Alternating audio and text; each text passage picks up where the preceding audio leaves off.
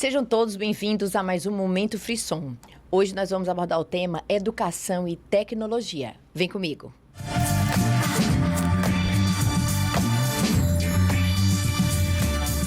E aqui comigo, hoje eu vou ter um papo com a Anne Rodrigues. Anne, muitíssimo obrigada pelo seu sim.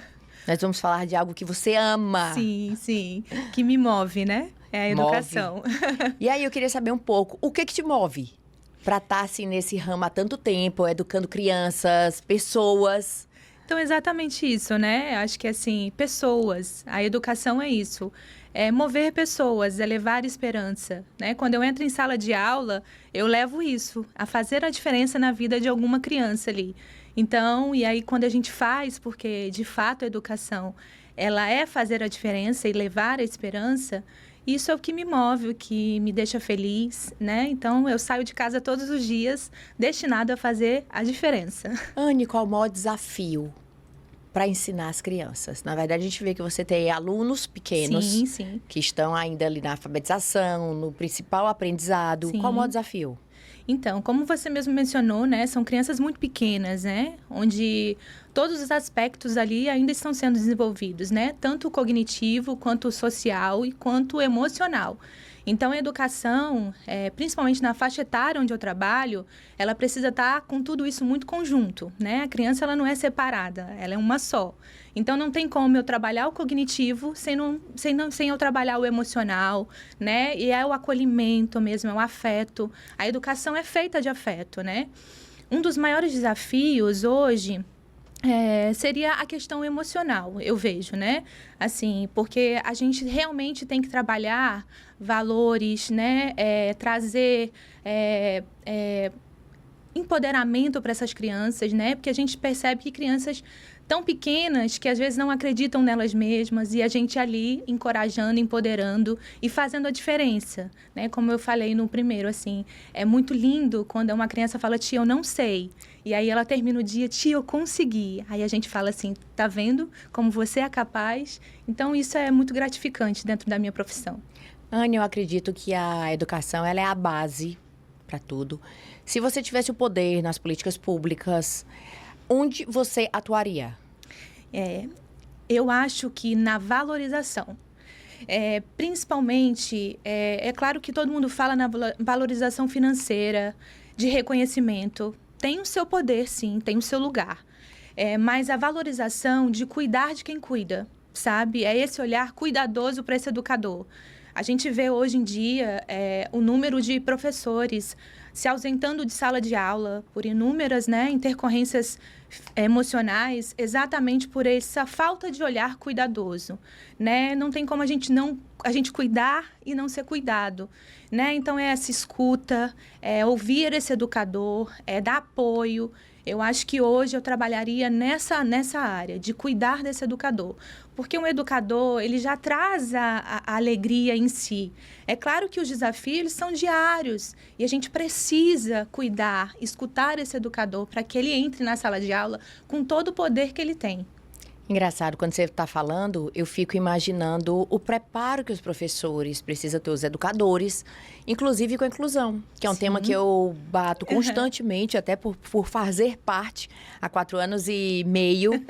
E a gente vê que onde você trabalha tem uma questão da inclusão, Sim. Mas eu acredito que isso precise muito ser abordado em todas as instituições para que a gente possa ter. Existe uma... Não é dificuldade, mas as crianças que têm deficiência cognitiva, com Sim. certeza elas têm um atraso, elas não conseguem se concentrar, como as crianças típicas. Como é que vocês abordam essa criança? Além do amor, que a gente vê assim, a sua dedicação lá, né? e o amor. Vamos lá. Então, você tocou num ponto, assim, crucial da educação hoje. Sabe o que é que acontece? Eu acredito muito que a inclusão... Ela não só favorece a criança atípica, mas a criança neurotípica. Porque ela vai ver o mundo de uma forma muito mais respeitosa, ela vai entender o mundo com a individualidade de cada um. E se a gente quer hoje formar uma sociedade mais justa, uma sociedade mais sensível, a gente tem que começar pela inclusão de fato, né? Como você falou, eu trabalho numa escola inclusiva, então eu vejo isso todos os dias. E eu posso assegurar que uma criança que está em sala de aula, sendo assistida dentro das suas possibilidades, né? Porque o olhar do educador é exatamente isso. Não é para as crianças atípicas, para todas as crianças. Cada um é um ser humano, né? Isolado ali, único.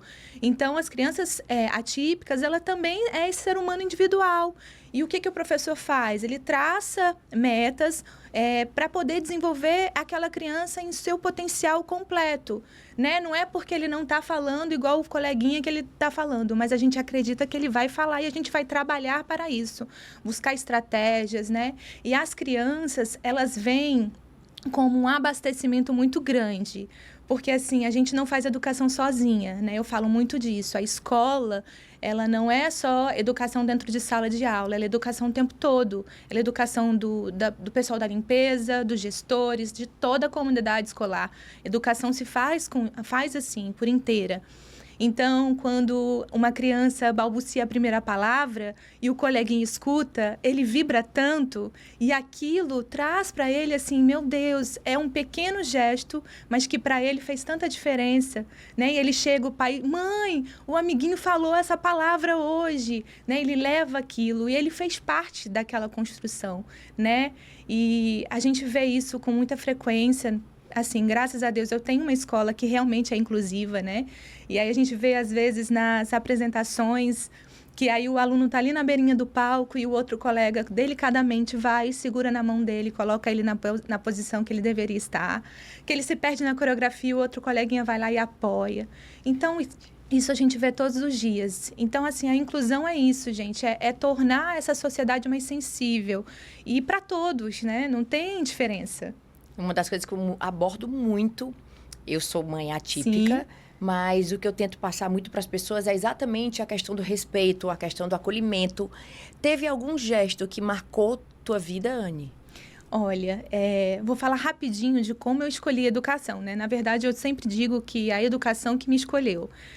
Meus pais são divorciados desde muito pequena e meu pai se casou novamente com a minha madrasta, que é assim, é onde eu me espelho mesmo, porque ela trabalhava numa zona rural.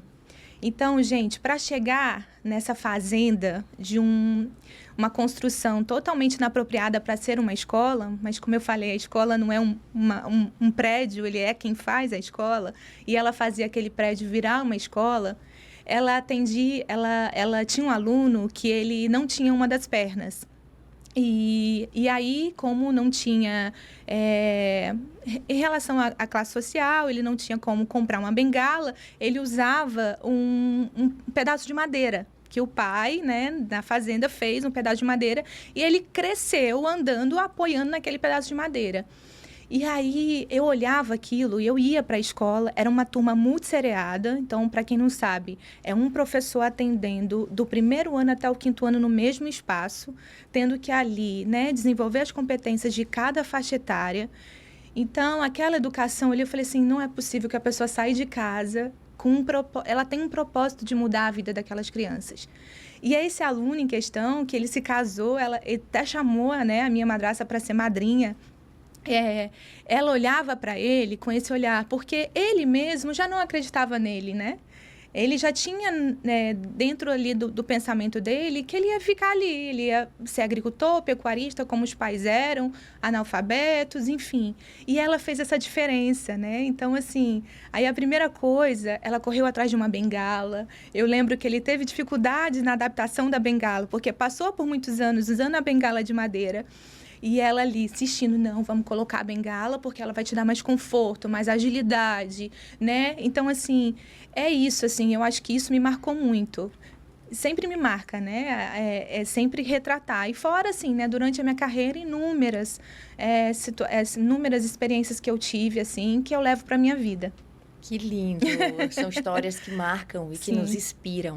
Eu acredito que trabalhando com criança, com pessoas, assim, o meu ambiente de trabalho, ele tem pessoas que nos inspiram e eu acredito que com esse dom do aprendizado, da educação, que é uma coisa tão básica que todo mundo deveria ter acesso, acaba sendo transformador para a gente, que está muitas vezes comandando, e a sua inspiração com certeza veio. E hoje você passa por vários exemplos, eu acompanho a sua vida, então eu digo assim, meu Deus, que pessoa abençoada. Antes, deixa eu te falar, a tecnologia hoje está muito alinhada com a educação. Como é que vocês conseguem traçar as metas da tecnologia, principalmente nessa faixa etária das crianças, uma vez que elas devem estar afastadas de telas, uma vez que elas não devem consumir tanto, e não tem como falar de tecnologia sem falar das próprias telas. Sim. Qual é a leitura que vocês fazem para poder a educação andar junto com a tecnologia? Exatamente isso, eu acho que é um alinhamento. A tecnologia está aí, ela é inegável, né? E assim, o professor, ele não tem que ver a tecnologia como um vilão, ele tem que ver a tecnologia como um aliado, né? E assim, através da tecnologia, eu posso abrir novos horizontes aos meus alunos, eu posso empoderar a minha aula, no sentido de ser uma aula mais didática, mas dentro da realidade, né? Porque a tecnologia, ela está aí, a criança, ela vai consumir, né? Então, assim, o que é importante? A gente trazer isso como um aliado pedagógico, né? A gente não está trazendo aqui aquela tecnologia que realmente tira a infância das crianças, né? Que deixam as crianças ali naquele tempo excessivo de tela. Não é isso. Mas o professor pode sim trazer essa ferramenta para dentro de sala de aula, para abrir novos horizontes para essa sala de aula, ir a lugares, né, mais longes através da tecnologia e trazer uma educação mais realista, né?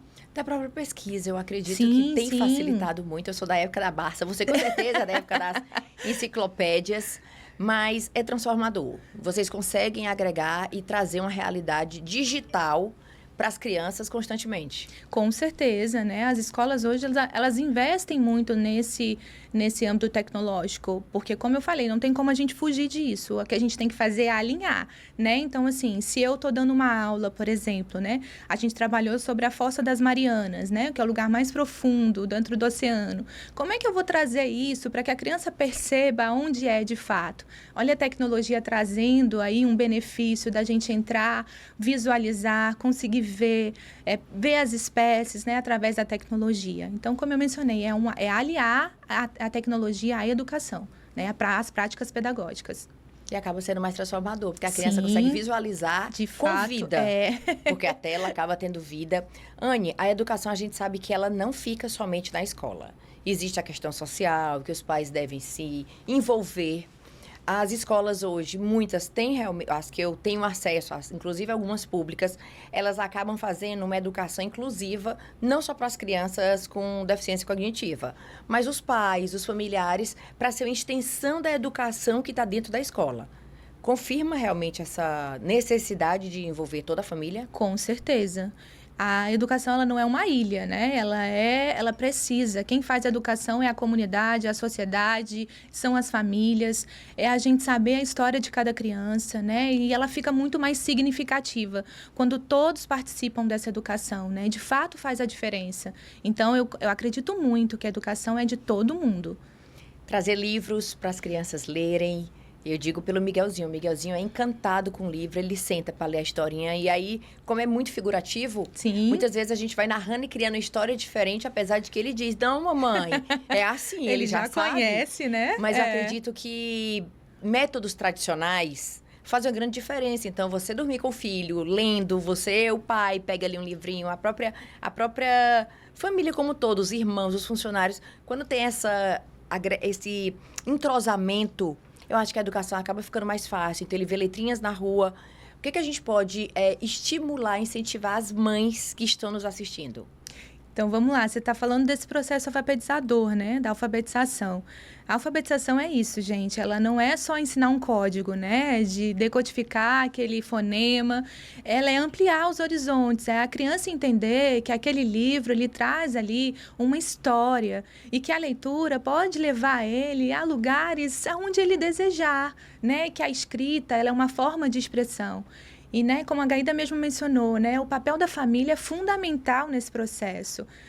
Como eu atendo crianças também na alfabetização, alguns pais me questionam, Tiana, ele já está sabendo ler, eu preciso ler para ele? Precisa, né? Porque a leitura é isso, é quando a gente a gente une esse elo familiar também, né? Então, aquele tempo que o pai e a mãe tá ali se dedicando àquela leitura, né, para o filho, ele está aprendendo não só a decodificar, mas aquele convívio familiar, a ver o mundo. Então, a alfabetização hoje é o que a gente tem de mais empoderar. É o que é algo mais empoderado do ser humano, né? Ensinar esse ser humano a ler e escrever. Gente, duas coisas que eu sempre falo lá em casa. O que eu posso deixar para você é os estudos e a minha fé. Então, eu acredito que a educação, ela não vem só da escola, ela vem principalmente da família, porque muitas mães acabam colocando os filhos tardiamente na escola, Sim. devido à necessidade de trabalhar, necessidade de ficar realmente com a criança, pela falta de desemprego. Mas eu me espelho muito em você. E eu digo assim, meu Deus, as filhas da Anne têm, assim, uma instrução 24 horas, porque eu não sou professora, não entendo da pedagogia, mas tem um donzinho ali para você pegar. Mas mesmo não sendo profissional na área, a gente que é mãe, a gente que é pai, a gente que cuida de crianças, incentivar sempre a leitura, incentivar sempre a educação. Eu não falo educação só na questão de saber ler.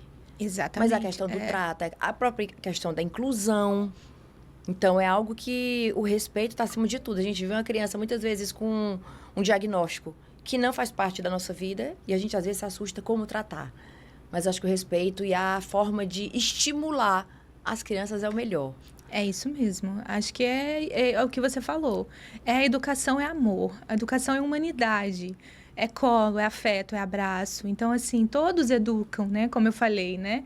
Desde dentro de casa, dos colaboradores, todo mundo educa. Quando a gente está destinado a fazer a educação, a gente faz, porque é exatamente isso. É o afeto, é o amor, né? É o acolhimento. Como eu falei, a inclusão, ela não é só dentro da sala de aula. A inclusão, as crianças vão levar para a vida, para o ser humano que ela vai ser. Então, assim, é a forma mais linda da gente criar uma sociedade sensível, justa, através da inclusão. Anne, deixa eu te perguntar. Como era o aprendizado há 10 anos atrás? Tu sente muita diferença nessa evolução? Sim, tem uma diferença. A própria tecnologia que vem, né, assim, principalmente para nós educadores, assim, o estudo ele tem que ser constante, né, porque as coisas mudam e a gente precisa estar antenado, atentos a essas mudanças, né. Algumas mudam e a gente precisa ajustar para aquilo que a gente acredita. Como você perguntou sobre o desafio e, assim, a mudança, eu acho que é esse perfil familiar, né? Que vem muito, assim, se dissipando aos poucos, né? Então, assim, famílias que trabalham muito, né? Que acabam não tendo esse acompanhamento ali diário, frequente. E coisas que a gente via, né, antigamente, acho que as nossas mães, né, não trabalhavam e ficavam realmente ali pela função de se dedicar às tarefas de casa, acompanhar a escola. E a gente vê que isso, por conta, né, das mulheres aí também sendo empoderadas, trabalhando, acabam não estando ali tão de perto, né? E a gente sente que isso vem mudando, sim. Mas é o papel da escola também, chamar essa família, acolher essa família. A gente não está aqui, né? A escola não tem que ser esse lugar de julgador, cada um tem a sua realidade. Pelo contrário, a gente tem o papel de agregar, né? Colocar, olha, o que a gente pode fazer para melhorar? Tem um ponto aqui que não está bom. O que a gente pode fazer juntos, família, escola, para que a gente consiga alcançar esse objetivo, né? Então, assim, quando isso acontece, aí fica perfeito. Anne, pela tua experiência de professora, como é que tu imagina daqui a 10 anos? Ai, meu Deus do céu, Com vamos tanta lá. evolução, porque a evolução não para. Olha, eu imagino, tem uma coisa que a gente sempre conversa nas rodas de conversa com as colegas, que é sobre a tecnologia e o medo, né? Da tecnologia estar aí e tomar conta de tudo. Mas a escola, ela não se faz pela tecnologia, ela faz pelo humano, pela humanidade. Porque a escola é isso, é o olhar, é o carinho, é o colo, é o apoio, é o abraço, né? A afetividade. Então, eu não tenho medo da tecnologia, por isso vejo ela como aliada. Vejo uma educação mais tecnológica, mais digital. Vejo crianças cada vez mais rápidas, com raciocínios rápidos, mais inteligentes, né? Em todos os aspectos. Então, assim, eu vejo uma educação mais avançada. Interessante porque a gente sabe que vai evoluir, Mas a gente podendo ensinar como pesquisar, então assim, eu participei de um treinamento recentemente sobre inteligência artificial. Sim. E hoje o mundo tem estado alguns lados um lado muito feliz, mas outro lado com bastante medo. Mas a gente não pode esquecer que a IA ela é feita por humanos. Exatamente. Então até treinar o robô, até treinar realmente a tecnologia, precisamos dos humanos capacitados para poder deixar tudo muito redondo. Então eu acredito que esse avanço já está acontecendo. Sim. Mas ele não vai substituir a presença humana, a capacidade dos professores, o treinamento e a didática com as crianças diariamente. Até porque criança muito novinha não vai entender nem como ligar o celular, como realmente ter essa afinidade. Mas os professores vamos continuar valorizando. Exatamente, porque é isso, a educação é humanidade. Como eu falei, é olho no olho. Nós vivemos, né, um exemplo disso durante a pandemia, onde nós, educadores, tivemos que nos adaptar a essa tela para, de algum modo, estarmos ali com os nossos alunos. Foi um tempo de provação e a gente passou muito bem, mas a gente viu que a gente não vai substituir um olho no olho, um pele na pele, né? Foi um pedaço ali que a gente precisou passar necessário, mas ficou claro que educação é pele na pele, a gente está junto, é presença. Né? Exatamente. Então, assim, a escola é isso. Eu acho que a gente não tem que ter medo da substituição, porque acredito que realmente isso não vai acontecer. Existem coisas que são insubstituíveis. Exatamente. O professor é um deles. Eu vejo, Miguel Neto, muitas vezes quando chega na escola, a punição que a professora faz, a educação, que na verdade não é só aquele acolhimento do abraço, é dizer o sim, dizer o não, para que elas possam começar a entender e se familiarizar com a frustração. Sim. Que eu acho que hoje nos adolescentes é algo que tem sido uma palavra inaceitável para eles se frustrarem, mas eu acredito que esse corpo a corpo, eu vejo algumas crianças, inclusive, que foram educadas no período da pandemia, que são dispersas, que não se concentravam, até porque você não é obrigada a ficar com a câmera ligada. Alguns sim. Mas, Anne, para a gente encerrar, qual é o recado que você deixa para as pessoas que estão nos assistindo se inspirarem a ser professores, se inspirarem a ser educadores e como fazer a diferença na vida das pessoas? Então, a educação ela só tem uma palavra: amor. Porque desafios são inúmeros. Mas a partir do momento que você faz com amor e que você sabe que a sua profissão ela pode levar esperança, aí tudo acontece. Então, assim, para você que ama ensinar, ama ali estar junto, apesar dos desafios, é a profissão mais linda e gratificante que existe. Porque eu olhar um aluno que passou por mim, me reconhecer algo que eu fiz para ele, isso eu vou levar para a minha vida. Então, assim, é isso. Quem ama a profissão, sabe do que eu estou falando. Tenho muitas amigas aqui que amam e estão pelo amor. Então, é isso. Anne, e sejam professores, não desistam da profissão. Anne, deixa eu falar uma curiosidade. Desde mais nova, eu jogava o Jogo da Vida. Não sei se você é dessa época, se você lembra do Jogo da Vida. E no Jogo da Vida, nas primeiras casas, você, de acordo com a quantidade de que o dado iria dar, ou era roleta, eu não lembro exatamente. Mas faz pouco tempo, tá? Você caía na profissão de médico, na profissão de professor. E me marcou muito essa fase. Porque o médico tinha um valor bem acima e o professor era como se fosse o mais desvalorizado. Isso a gente vê, mas eu sempre tive uma defesa de que o professor ele deve ser muito bem capacitado, muito bem reconhecido, valorizado, porque todas as profissões saem dali. Começa com o professor. Isso marcou muito a minha vida.